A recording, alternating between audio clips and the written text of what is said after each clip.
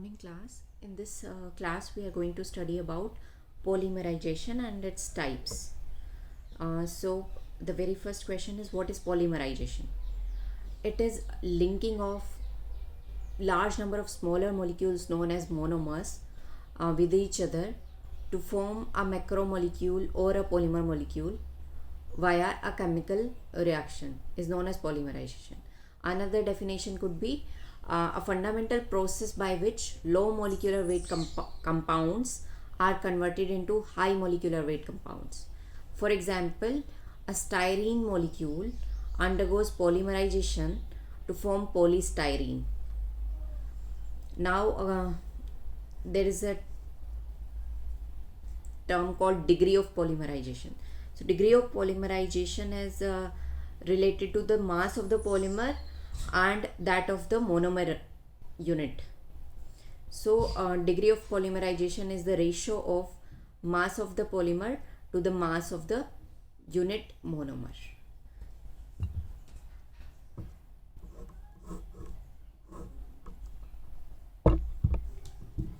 Now comes types of polymerization. So there are two types of polymerization.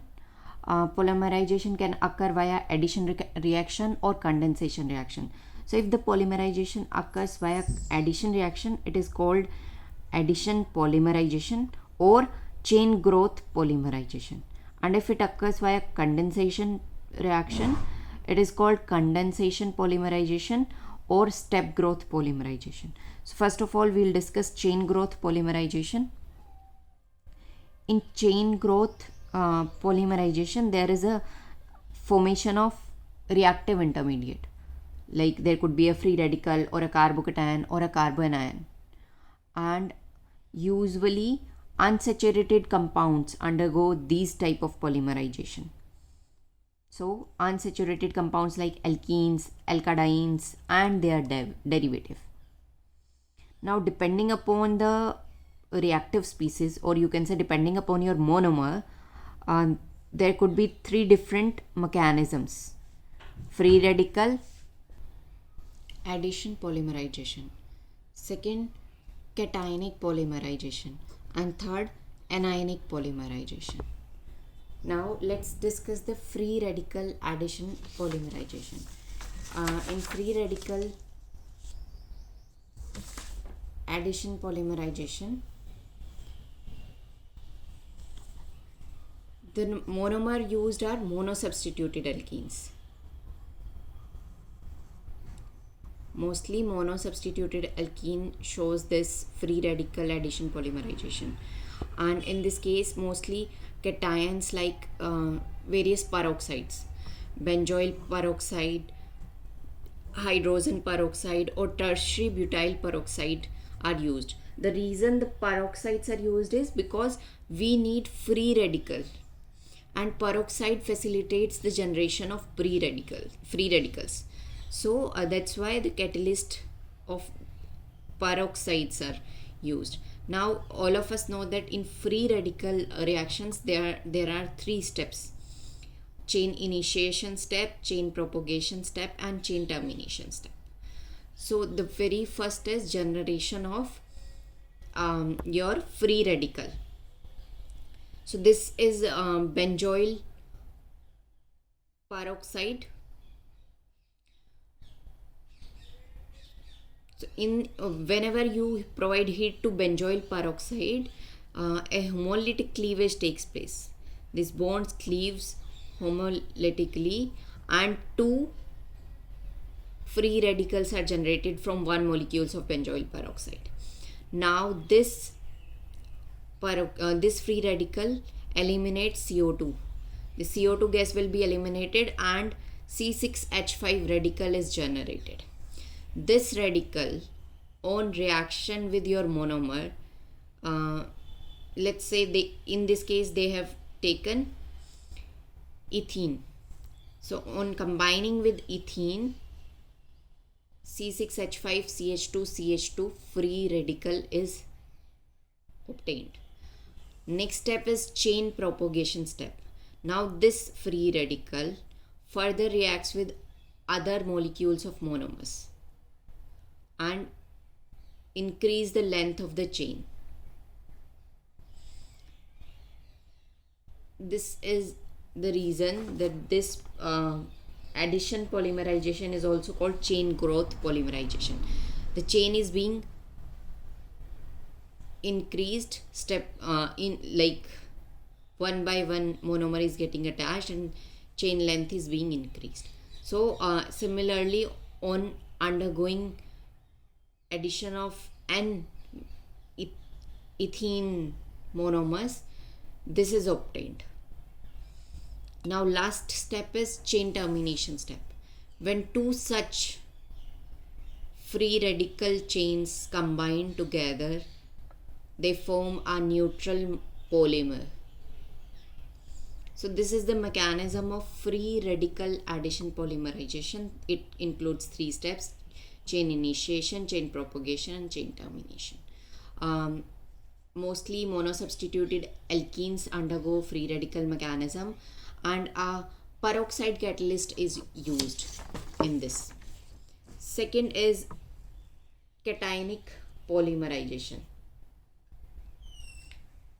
In cationic polymerization, formation of carbocation takes place, and it is generally proceeded with the help of Lewis acid and some protonic acid. So Lewis acid are the species which are electron deficient, like BF3, AlCl3, SnCl2, and protic acids are those acids which could provide hydrogen, or you can say H positive or proton. And if the stability of carbocation intermediate is high, then the monomers will react more toward this cationic polymerization. Now let's see the mechanism. For easy understanding, this mechanism is also divided into 3 steps: chain initiation, propagation, and termination.